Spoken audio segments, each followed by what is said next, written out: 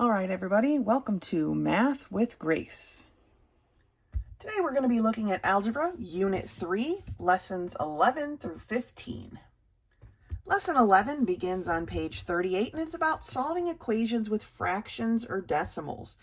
And what they want us to do is change the fractions, when we're talking about the fraction part, to whole numbers using our least common denominator. So looking at example 1, we have 5x over 6 minus 4 equals x over 3. We want to find the lowest common denominator, and by doing that, I usually start with the largest denominator, which is this 6. Remember, this minus 4 is really just over a 1, right? So with the 6, and I say, does 3 go into 6 evenly? And in this case, it does, right? So 6 then would be our lowest common denominator. Then what we want to do, and I don't really like the way they set it up, but we want to multiply each term by 6. The way they have it set up here is using the distributive property. But in case we forget, I like to just mark each term being multiplied by 6. So this term is multiplied by 6, by 6, by 6, okay? Then we can either just straight up multiply, or we can reduce, and then we're left with what we're left with, right? Here we can reduce. 3 goes into 3 one time, 3 goes into 6 two times, so then we take 2 times x, and we get 2x. And when we're done multiplying, we end up with all whole numbers, right? Then we can combine our like terms and solve. Now, when we're dealing with decimal places, as in example 2 here at the bottom of page 38, to eliminate those decimal places, we want to multiply by a multiple of 10, basically. They say by a power of 10. But we want to figure out which of these numbers has the most decimal places and then multiply by that power of 10.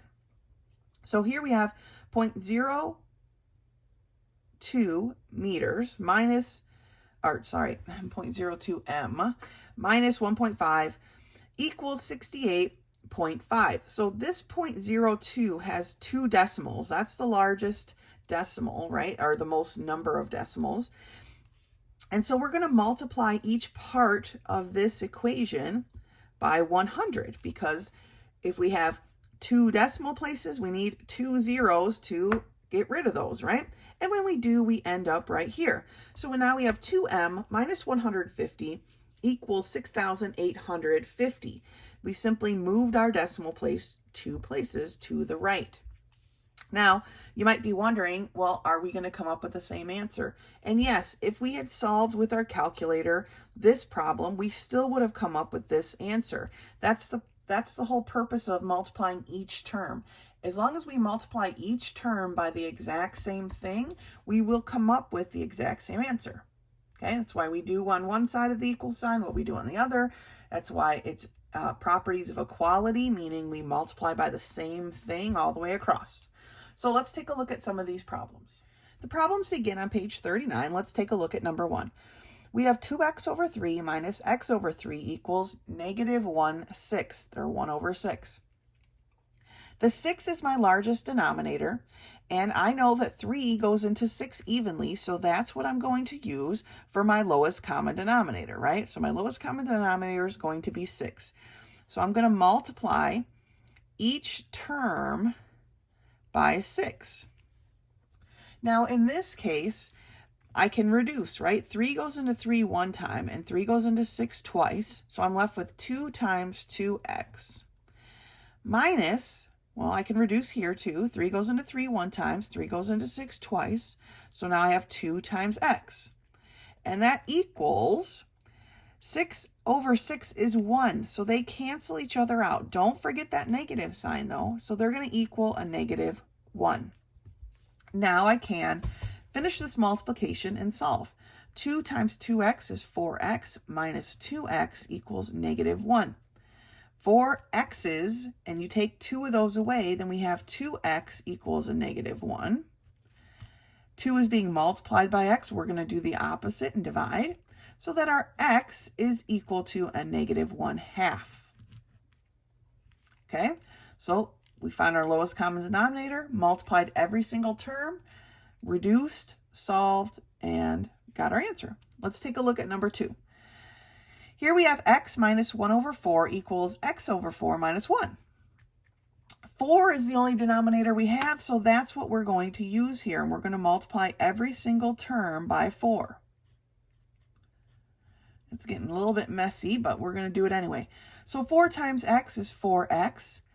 For the second term, we've got 4 over 4 now. They cancel each other out. Don't forget that negative sign, and so that becomes a negative 1. Equals, here again we have a 4 over 4. They cancel, and the x is all that's left. Minus 4 times 1, or 4. All right. Now I want to keep my variable positive, so I'm going to move this x term. So I'm going to, it's being added here. I'm going to do the opposite and subtract an x from both sides. So now I have 3x minus 1 equals a negative 4. I need to get rid of this outlying negative 1. It's being subtracted here. We're going to do the opposite and add it to both sides. Negative 1 plus 1 is 0. So now we're left with 3x is equal to negative 4 plus 1, or negative 3. 3 is being multiplied by x. We're going to do the opposite and divide. I'm running out of room here, but x is going to be equal to 3 over 3 negative, or a negative 1. Kind of squished it in there, okay? So that one was pretty easy, right? The only denominator we had was, of course, then our lowest common denominator. But let's take a look at number 3. For number 3, we have x over 3 minus 2 over 3 equals x over 5. 5 is my lowest denominator, but does 3 go into, or sorry, no, it's my largest denominator, but does 3 go into 5 evenly? No. So let's double the 5. Now 5 is 10. Does 3 go into 10 evenly? No, it doesn't. So let's triple our 5. That should be a clue right there, right? Does 3 go into 15 evenly? It does, right? Because 3 times 5 is 15. So our lowest common denominator here is going to be 15. So we're going to multiply each term by 15. All right. This first term, x over 3, I can reduce. 3 goes into 3 one time. 3 goes into 15 5 times. So now I have 5 times x, or 5x. For the second term, 2 over 3, 3 goes into 3 one time, but 3 goes into 15 5 times. So now I have a minus 5 times 2. All right? And that's going to equal, here I have x over 5. 5 goes into 5 one time, and 5 goes into 15 3 times, so it equals 3x. Now we can multiply this out. 5x minus 10 is going to equal 3x. Now again, I want to keep my variable positive, so I'm going to move the smaller one, which is this 3. It's being added here. We're going to do the opposite and subtract. 5x minus 3x is 2x minus 10 is equal to what? Well, what is 3 minus 3? 3x minus 3x is 0. We move the only term on this side of the equal sign, but it doesn't just disappear. Now there's just a 0 there. We're still solving for x, though. We got to move this negative 10 outlier. It's being subtracted. We're going to do the opposite and add. And we end up with 2x is equal to 10. 2 is being multiplied by x. We're going to do the opposite and divide. And x is going to be equal to 10 divided by 2, or 5. Okay? Creeping in on this problem here. All right. Let's take a look at number 4. For number 4, we have 2x over 3 equals x over 6 plus 2. So what is our lowest common denominator? We choose our largest denominator, which is right here, the 6. 3 goes into 6 evenly, so our lowest common denominator is going to be the 6. So we multiply each and every term by 6, even that little old 2 there. So for the first term, 2x over 3. 3 goes into 3 one time, 3 goes into 6 2 times, so we're left with 2 times 2x, right? Here's that 2, and here's the 2x. For the next term, we have x over 6. Well, 6 over 6 is 1, so they just what we call cancel each other out, right? Any number times 1 is just that number. And then we have plus 6 times 2, or 12. Let's go ahead and multiply this out. When we get 4x is equal to x plus 12. I want my variable to be positive, so I'm going to move the smaller one, which is this x. It's being added here. We're going to do the opposite and subtract. 4x minus x is 3x, which is now equal to 12. 3 is being multiplied by x. We're going to do the opposite and divide, so that x is equal to 12 divided by 3, or 4. I'll leave those next two problems for you to work out, but let's take a look at these decimal problems now. For number 7, we have 0.0009x minus 0.3 equals 5.775. So here we have 3 decimals, but here we have 4 decimal places.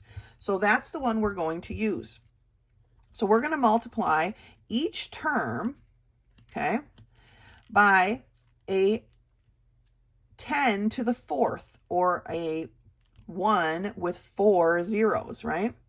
1, 2, 3, 4. 10,000, or 10 to the 4th power. Okay, meaning it has 4 zeros, right?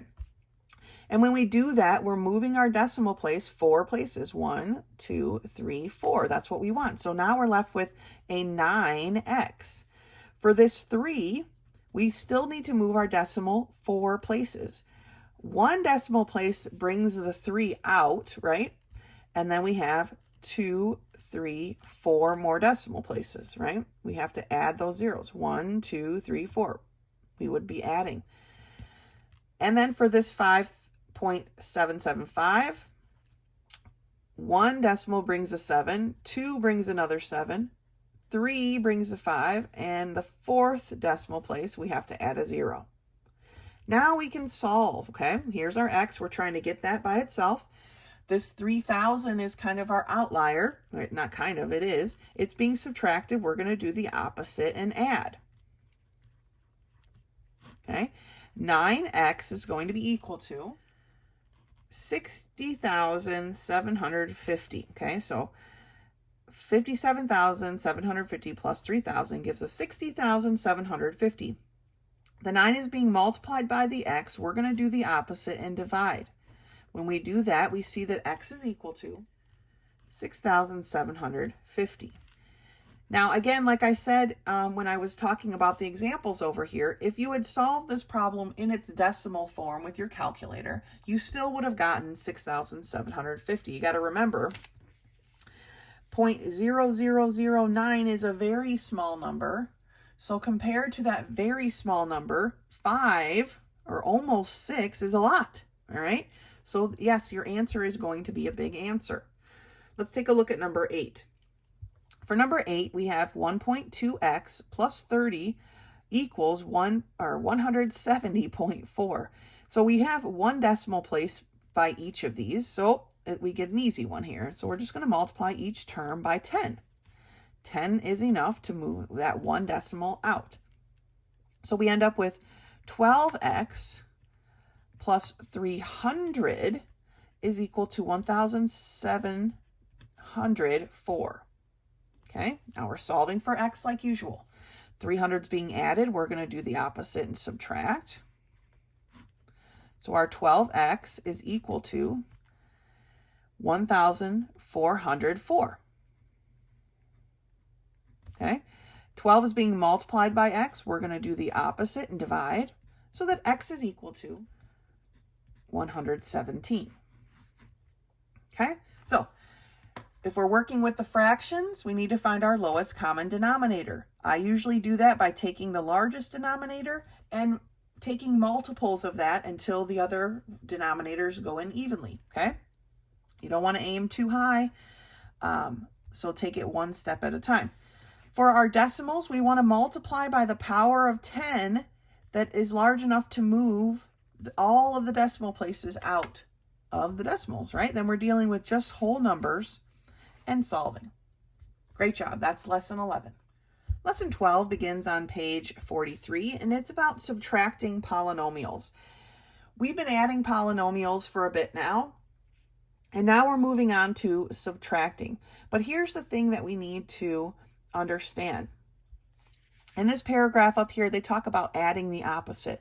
But really what we need to do is we need to distribute this negative sign through that polynomial. When we're subtracting here, we really have to make sure we're subtracting each part.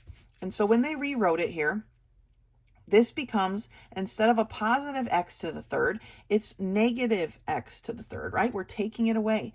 Now here we have a negative times a negative 7x. So that one becomes positive.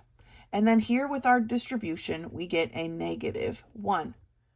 So really, there is nothing I can stress more when dealing with subtracting polynomials than to make sure you distribute your negative all the way through. Okay, you're subtracting all of those.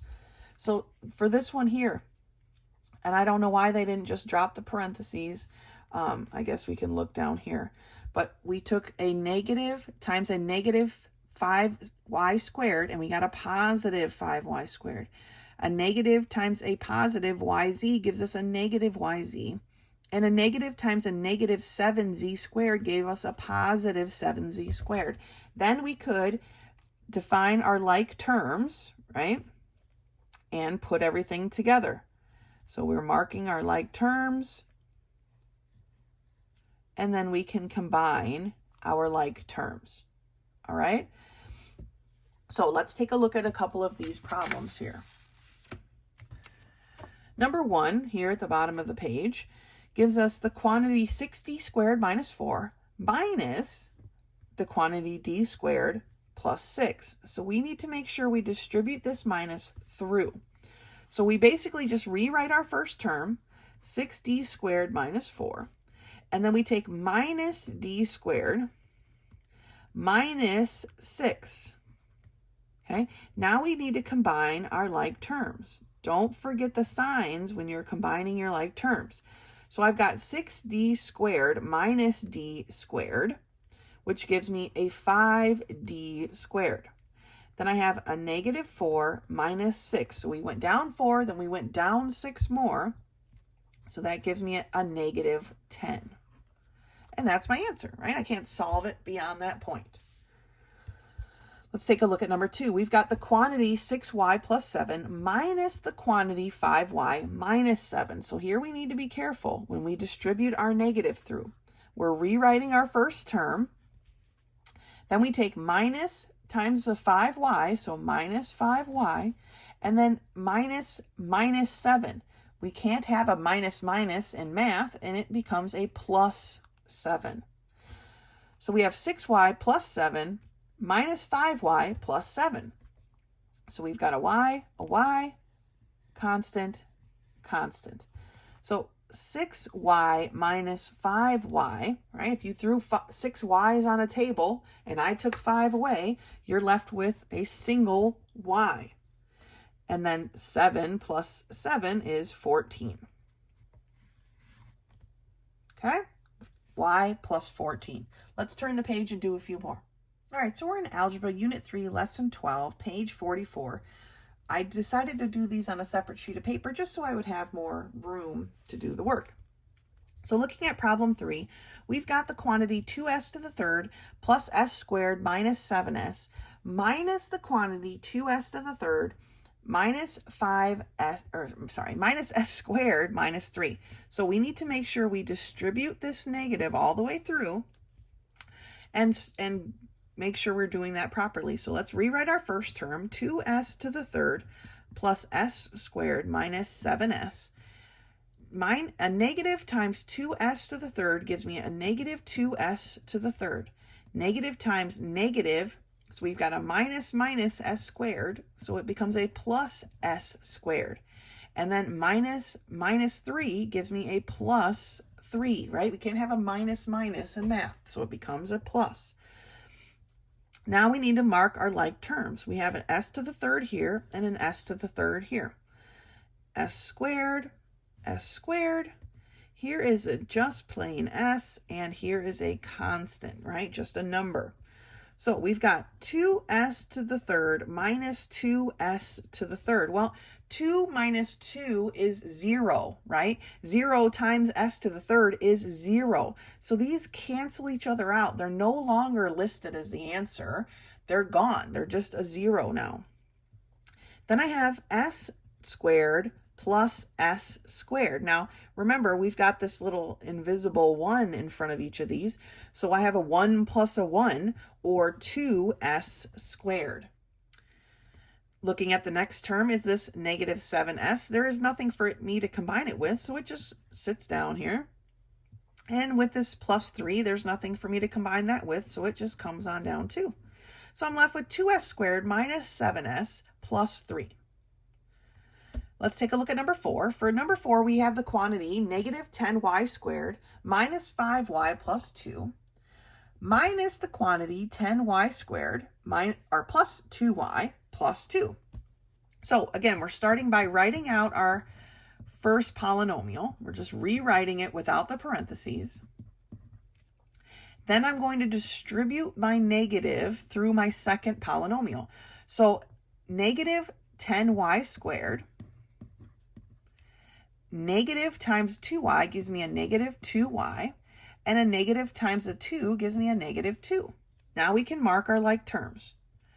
10y, or there's some y squared, here's some y, and I got a constant here and a constant here. So negative 10y squared minus 10y squared gives me what, right? I'm going down 10, then I'm taking 10 more, so I have a negative 20y squared. Okay? Then I have negative 5y minus 2y. Well, I went down 5, I'm going down 2 more, gives me a negative 7y. And then here I have 2 minus 2, or 0, right? 2 minus 2 is 0, so it's been eliminated from our polynomial. So we end up with negative 20y squared minus 7y. Let's do a few more. So I skipped number 5. I'm going to leave that for you to do on your own. Let's take a look at number 6. For number 6, we have the quantity negative m plus 2n minus p minus the quantity negative 2m plus 2n minus 2p. So we're going to rewrite our first term, or our first polynomial, sorry, negative m plus 2n minus p. And then we're going to make sure we distribute this negative all the way through. So minus 2m gives me a positive 2m. Minus a positive 2n gives me a negative 2n. And then minus 2p gives me a positive 2p, right? We can't have a minus. So now let's mark our like terms. M, n, and a p and a p. All right, so I have negative m plus 2m. So basically a negative 1 plus 2 gives me a positive 1m. So we can just write it as m. Then I have a positive 2n minus 2n. 2 minus 2 is 0. 0 times n is 0. So the n's cancel each other out. Then I have a negative p plus 2p. So I basically have a negative 1 plus 2, which gives me a positive p. So my answer becomes m plus p. Okay? Number 7 is the quantity 2m squared plus n minus 3n to the third. That quantity minus the quantity 3m squared minus 3n to the third plus 6. So rewriting my first polynomial, 2m squared plus n, I almost wrote plus 3, minus 3n to the third. Then I need to distribute my negative, minus 3m squared, minus 3n to the third. No minus. It becomes a plus 3n to the third, minus 6. Okay? Now we can mark our like terms. Here I have an m squared. Here I have an m squared. here I'm going to skip the n for now because I can see that it's by itself. So here I have an n to the third and an n to the third. I'll come back for this little n and this constant. All right, so let's do this. 2m squared minus 3m squared gives me what? 2 minus 3 gives me a -1. So I have negative m squared. Let's take a look. And then this n, right? It has nothing to combine with. So we could just write plus n. And then I have negative 3n to the third plus 3n to the third. Remember, negative 3 plus 3 is 0. 0 times n to the third is 0. So these have canceled each other out. They're no longer part of our answer. And then I have my constant of a -6. So my final answer is negative m squared plus n minus 6.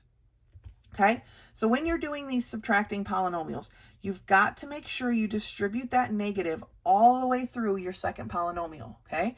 We're subtracting all of it, all the way through. Basically, we're changing the sign of every term, right? This positive became a negative. This negative became a positive. This positive became a negative. We're changing the sign of every single term. We're connecting our like numbers. We're marking off our like numbers. We're adding them and writing our answer. Okay? Great job on lesson 12. Lesson 13 begins on page 47, and it's factoring the greatest common factor from a polynomial. We've worked on greatest common factors, and so now we're actually going to be removing the greatest common factor or factoring it out. Now, we find the greatest common factor of the terms in the polynomial, and then we divide each term by that factor. So for the polynomial, 12x squared minus 4x plus 20, okay, they've determined, here are the prime factors. Remember, we did all that work with prime factors of each term, and they've discovered that the greatest common factor here is that 2 squared, which equals 4, right? It's our smallest, remember, it has to be a common one. They all share a 2. The smallest form of it is that 2 squared, so it's the 4, all right? Then they divide each term by 4 and write down what they get. Now, to show that you factored out the 4, you put parentheses around that answer and you write the 4 on the outside. And that shows that you factored out that 4, okay? Now, we can do that with terms that have variables as well, right? We've learned how to find the greatest common factor for variables. And so for this term, the greatest common factor, or this polynomial, the greatest common factor was 3x. They divided each term by 3x, clearly stating it on the outside of their brackets, right? But they wanted to note here that 3x divided by 3x is not a 0, but it becomes a 1, right? So we need to make sure we include that 1. They put parentheses around their answer from the division and wrote the 3x on the outside. What that represents is that if you multiplied every term here, if you distributed that 3x back in, that you would come right back to this where you started, okay? Factoring is the opposite of distribution, right? When you distribute, you are multiplying. When you factor, you're dividing. So they're opposites of each other. Let's turn the page.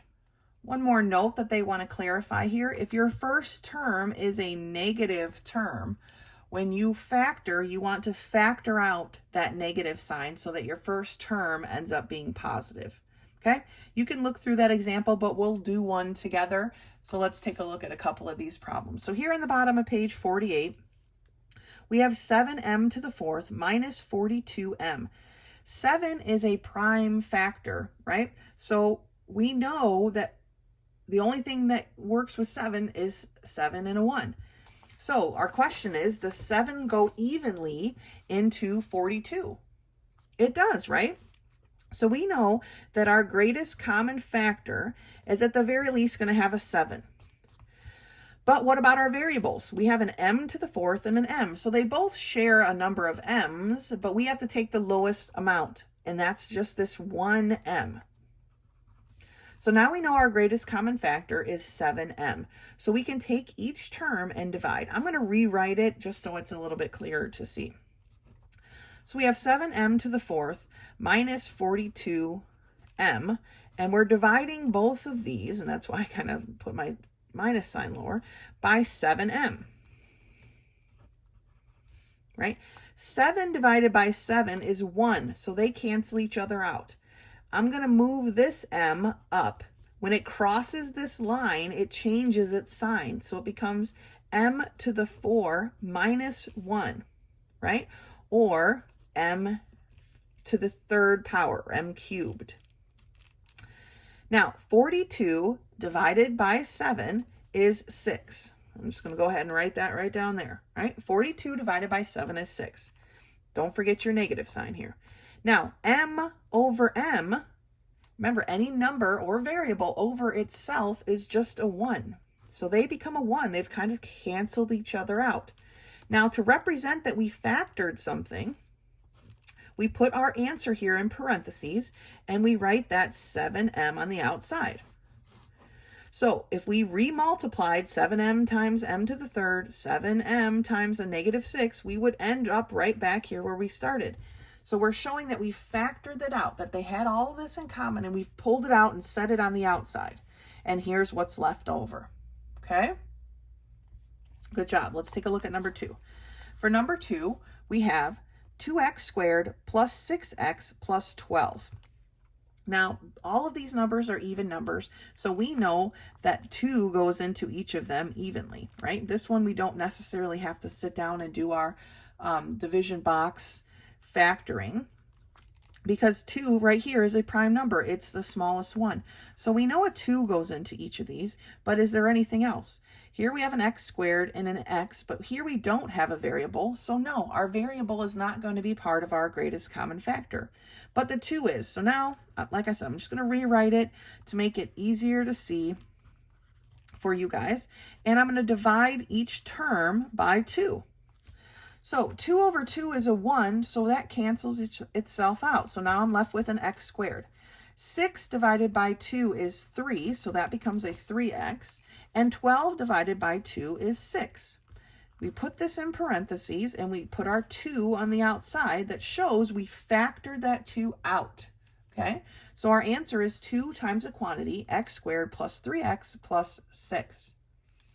Okay, let's go to the top of page 49 and take a look at a couple more. Let's skip 3 for now. You can come back and do that one on your own. And let's look at number 4. For number 4, we've got the quantity negative 4x squared minus 20x equals 17. Now, do these numbers have anything in common that we can factor out?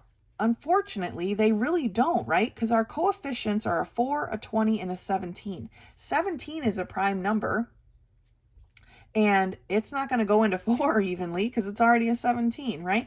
So actually, none of these coefficients have anything in common, but we do have an issue here, because our first term is negative, and that's a big no-no. So really what we're going to factor out here, what our greatest common factor is a negative 1. The 1 isn't going to change the value of anything, but the negative allows us to pull that negative away from the first term and actually all of the terms. And so it ends up on the outside. So I'm going to go ahead and just write it there, right? Negative. I'm pulling out that negative sign. So basically, I'm going to change the term of each, or I'm going to change the sign of each term. So this negative 4x squared becomes a positive 4x squared.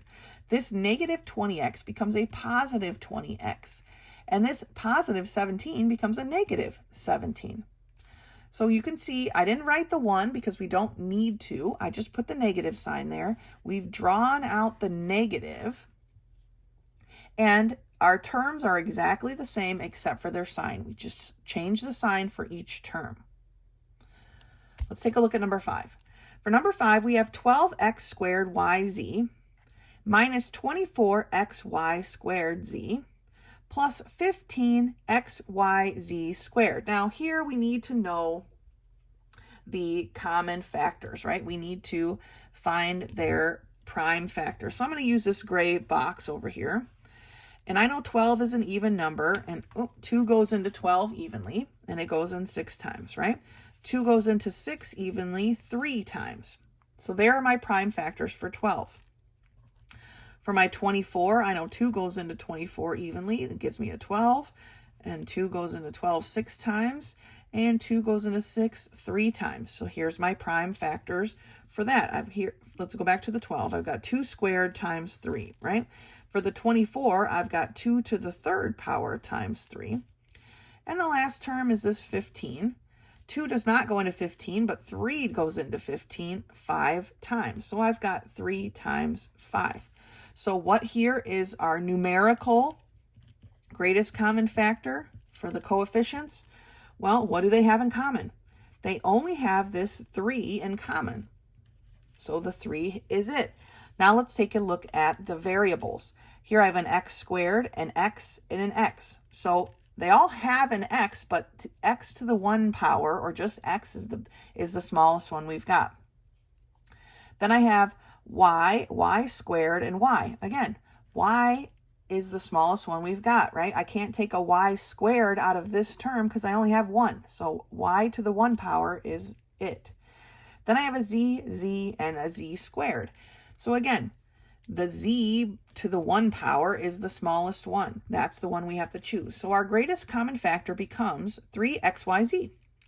So now I'm going to rewrite each term, and then I'm going to divide by my 3xyz. So I've got 12x squared yz minus 24x y squared z plus 15x y z squared. And I'm going to divide each one of these by my 3x, y, z. I'm glad I have an extra piece of paper here because I might need it. So 12 divided by 3 is going to give me a 4, right? I'm going to write it all the way down here at the bottom. This x is going to come up, which crosses the line, it changes its sign. So I have x to the 2 minus 1. 2 minus 1 is 1, so that's just an x. These y over y becomes a 1. It cancels itself out. Z over z becomes a 1, so they cancel themselves out. So this is all that I'm left with from that first term. Minus 24 divided by 3 is 8, okay? X over x is a 1, so it cancels itself out. Z over z is a 1, and it cancels itself out. This y, I'm going to move up. It crosses the line and changes its sign. So it becomes y to the 2 minus 1, or just a y. For this third term, I've got 15 divided by 3, which is 5. X over x is a 1. Y over y is a 1. I'm going to pull my z up to the top, so it crosses the line, it changes its sign. It becomes z to the 2 minus 1, or z. I got to put that in parentheses and mark my greatest common factor as 3xyz. Okay, so this problem was a little bit bigger. We really had to break down and find our greatest common factor.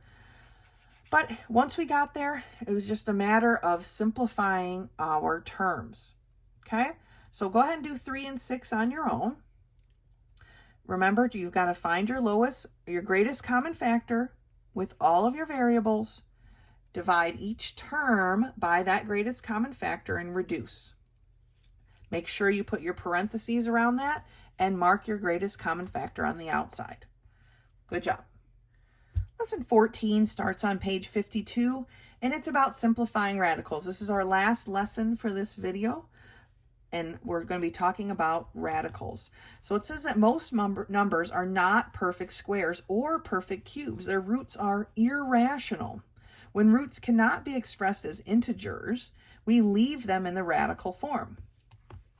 A radicand, remember that's the part that's on the inside, might not be a perfect square or cube, but if any of its factors are perfect squares or cubes, they can be extracted and the radical reduced to a simpler form.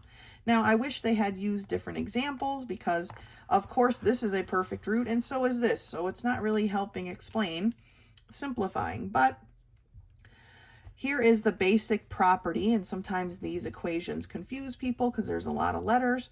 but they're basically saying that if the factors of 16 are perfect roots, even though 16 is a perfect root, right? We can pull those roots out and leave the rest behind. There's nothing to leave behind because they chose terrible examples. Let's keep looking though, and we'll talk about some of these better examples. So it says to simplify a radical, we separate the radicand into its prime factors, and each pair of like factors represents a perfect square root that can be extracted. So here is 180. They found the prime factors of 180, okay, by taking the prime factors, right? 2 goes in 180, how many times, blah, blah, blah, blah, blah. We've been practicing that, right? And they found that it's 2 times 2 times 3 times 3 times 5. Then they've broken it apart here, but really what you need to recognize, since we're taking a square root, we need 2 pairs, right? Or not 2 pairs, we need 2 things paired together. So here we have 2 2s and 2 3s. That is what we remove, a 2 and a 3. They still have to be multiplied by each other. And then this square root of 5 is left in the radical, but it is not left out of our answer. That has to be part of our answer. So 2 times 3 is 6 times the square root of 5. Don't forget what's left behind, okay? And it says here that the same process is used for cubed roots, except we need 3 of them. So let's look at the example at the top of page 53. And it's the cubed root of 270. So they found the prime factors of 270 to be 2 times 3 times 3 times 3 times 5. Here we have a triple of 3s. That is what we can pull out. Okay, and they've separated here and then pulled it out. But you don't have to take that extra step if you don't need to, okay? So they were able to pull this 3 out. And then what was left over was this 2 times 5. You need to re-multiply those together so that our answer is actually 3 times the cubed root of 10. All right? And then the note here tells us that not all radicals can be simplified. Sometimes they are already as simple as they can get. So here is the square root of 210, which is 2 times 3 times 5 times 7. There's nothing paired up that we can pull out, so that's just the answer. Okay, so they're going to do that to you quite a bit, honestly, just to make sure you are paying attention, I guess. And then here it tells us that sometimes it will be obvious without factoring that the radicand contains a perfect square factor, like this square root of 300. It's basically the square root of 100 times 3, right? And the square root of 100 is 10. So we get 10 times the square root of 3. And it says a similar process can be used by cubed roots.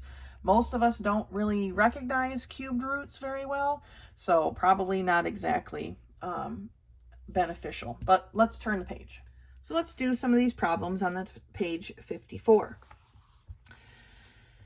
And it tells you that if you cannot simplify it, right, cannot be simplified. Yeah. For number 1, we've got the square root of 98. Because I don't know the prime roots of 98 off the top of my head, we're going to go ahead and do it. 98 is an even number, so I know 2 goes into 98. And how many times does it go into 98? 49 times, right? And 49 is something we should be familiar with. 7 times 7 is 49. Those are both prime numbers. So that's as far as that goes. Now we have here a pair of 7s. If you want to rewrite it under the radical sign, go for it. I'm just going to circle my pair of 7s, knowing I get to pull a 7 out, right? So I end up with 7, but don't forget that 2 is still in there. So 7 times the square root of 2. If you're not pairing it up and pulling it out, it stays under the radical sign. So that is the reduced square root of 98, right? That's as reduced as it can get. So let's look at number 2. Number 2 is the square root of 363. So we've got 363 is not an even number, but 3 obviously goes into that 121 times. If it's not recognizable now, it should be soon, but 121 is 11 times 11. So again, I have a pair here. So I have 11 times the square root of 3. Don't forget this 3 up here cannot be removed because it doesn't have a pair. So it's 11 times the square root of 3. Now for number 3, we have the square root of 45. And if you know your multiplication tables even a little bit, you should see that this is basically 45 is 9 times 5, right?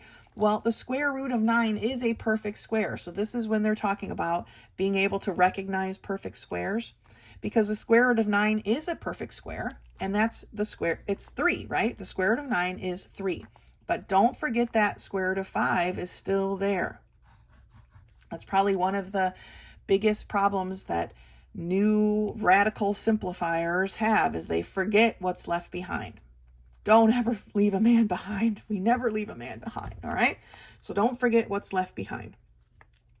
For number 4, we have the square root of 50. Now again, this is one, these multiples of 25 we need to recognize, right? Because the square root of 50 is the same as the square root of 25 times 2. 25 is a perfect square, right? It's a perfect root. The square root of 25 is 5. But don't forget your man behind, right? So it's 5 times the square root of 2. Now for number 5 is a little bit different. It's 105. This one, we're going to have to find our prime factors, right? Well, 5 goes into 105 21 times. 3 goes into 21 7 times. Now, do I have any pairs here? I don't, right? I have a 5 times a 3 times a 7. Nothing. So this is a cannot be simplified.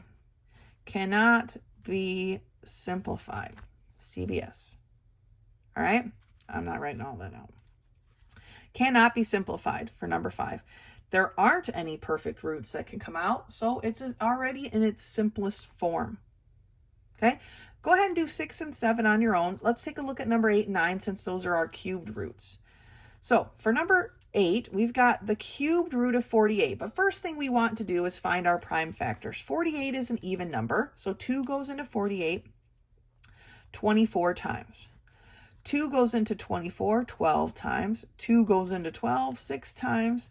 And 2 goes into 6 3 times. Now here we're talking about cubed roots, so we have to have 3 of them to be able to pull it out. So I have 3 2's here, so I can pull that 2 out. But what's left behind? Well, what's left behind is 2 times 3, or 6. Or if you look here where it cuts off, right, this 6 is what's left. So it's 2 times the square root of 6. Okay, so when we're doing cubed roots, we have to have 3 of them to pull out. So let's do number 9, the cubed root of 98. I'm going to give myself a little bit more room here. I know that 2 goes into 98 because we've already done this one up here, right? 2 went into 98 49 times. And the 7 goes into 49 7 times. Now, do we have a cube of anything? No, we have 1, 2, and 2 7s. There aren't 3 of anything for us to pull out. So this cannot be simplified. All right, number 9 cannot be simplified. It's already in its simplest form. So when you're working on these radicals, we want to find our prime factors. Once we found our prime factors, we can determine if we're doing a square root, we need to have 2 that match. If we're doing a cubed root, we need to have 3. But the biggest part of these, once we pull that out, is not to forget what's left behind, okay? Still in radical form is that 3. Still in this radical form is that 2. We couldn't take it out, so it stays in there, right? When it's a problem like this, we have a 2 and a 3 left behind. We have to multiply them back together to get that square root of 6, okay? They could not be pulled out of the radical, so they have been left behind. They are still there, but we don't want to forget them, okay? Great job. As always, if you have any questions as the week goes on, please feel free to reach out to me or meet me in my office hours. Otherwise, until next time.